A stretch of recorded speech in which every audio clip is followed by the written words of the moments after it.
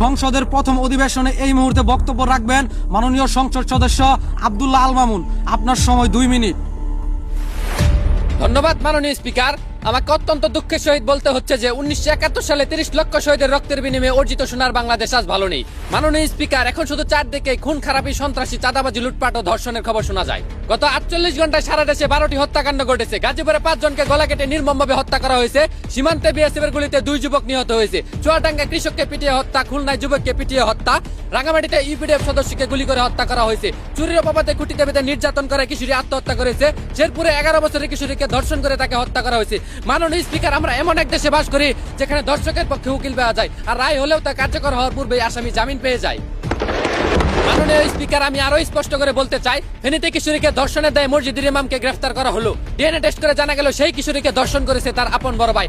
অন্যদিকে নেত্রকোনায় 12 বছরের শিশুকে ধর্ষণের উপযুক্ত প্রমাণ না থাকা সত্ত্বেও মাদ্রাসা শিক্ষককে গ্রেফতার করে 3 দিনের রিমান্ডে নেওয়া হয়। বিক্রমপুরীর মতো আলেমদেরকে বিনা অপরাধে কারাগারে বন্দী করে রাখা হয়েছে মাননীয় স্পিকার। অথচ উসমান হাদি হত্যা 4 মাস পেরিয়ে গেলেও এখনো কাউকে গ্রেফতার করা হলো না, কোনো বিচার হলো না। হুজুরদের বেলা আইনের কঠোরতা দেখা যায়, অন্যদের বেলায় থাকে নীরব। মাননীয় স্পিকার, তাহলে কি আমরা ধরে নিব এদেশের আইন শুধু দাড়ি টুপিওয়ালাদের জন্য প্রযোজ্য? ধন্যবাদ মাননীয় সদস্য। এখন বক্তব্য রাখবেন মাননীয় সংসদ সদস্য খুরশেদ আলম রানা। আপনার সময় 3 মিনিট। ধন্যবাদ মাননীয় স্পিকার, এই মহান সংসদে আমাকে কথা বলার সুযোগ করে দেওয়ার জন্য। মাননীয় স্পিকার, আমি বলতে চাই, বর্তমান সময়ে সমাজের কিছু মরণবেদী বিষয়বস্তু নিয়ে ডিজিটাল বাংলাদেশের তরুণ তরুণীরা আজ মাদকাসক্তি ও অনলাইন জুয়ার কবলে পড়ে ধ্বংসের দিকে এগিয়ে যাচ্ছে, যা ভবিষ্যতে দেশ ও জাতির জন্য হুমকি স্বরূপ। মাননীয় স্পিকার, প্রায় সময় আমরা দেখতে পাই বিভিন্ন মদের বার ও আবাসিক হোটেল থেকে সমবয়সী যুবক যুবতীরা আটক হচ্ছে। মদ, গাঁজা, ইয়াবা, ফেন্সিডিলের মতো মরণবেদী নেশায় তারা জড়িয়ে পড়ছে। অনলাইন জুয়ার ফাঁদে পড়ে লক্ষ লক্ষ টাকা হারিয়ে অনেকেই নিঃস্ব হয়ে যাচ্ছে। এসবের টাকা জোগাড় করতে গিয়ে চুরি, ডাকাতি, ছিনতাইয়ের মতো বড় বড় অপরাধে জড়িয়ে পড়ছে তারা। মাননীয় স্পিকার, একটা সময় ছিল যখন আমরা ভোরবেলা ঘুম থেকে উঠে মক্তবে যেতাম, সেখান থেকে এসে স্কুল শেষ করে বিকালে খেলাধুলা করে সন্ধ্যার আগেই বাসায় ফিরতাম।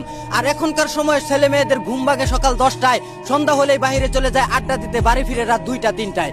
মাননীয় স্পিকার, এসব রুখতে হলে পারিবারিক সচেতনতার পাশাপাশি ধর্মীয় শিক্ষার প্রতি গুরুত্ব দেওয়া আমাদের খুব জরুরি। মাননীয় স্পিকার, আমি আরো বলতে চাই, বর্তমানে শিক্ষা প্রতিষ্ঠানে রাজনীতি থাকায় ছাত্রছাত্রীরা পড়াশোনা বাদ দিয়ে নেতাদের পিছনে ছোটাছুটি করছে। পরিবার ও নিজের ক্যারিয়ারের কথা চিন্তা না করে রাজনৈতিক ভবিষ্যৎ করতে নেতাদের গাড়ির পিছনে ছুটছে তারা।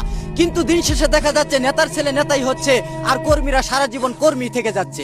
এমন বৈষম্য আমরা আর দেখতে চাই না মাননীয় স্পিকার। মাননীয় স্পিকার, আমি আরেকটি বিষয় এই মহান সংসদে তুলে ধরতে চাই, তা হলো দেশের হলুদ সাংবাদিকদের কথা।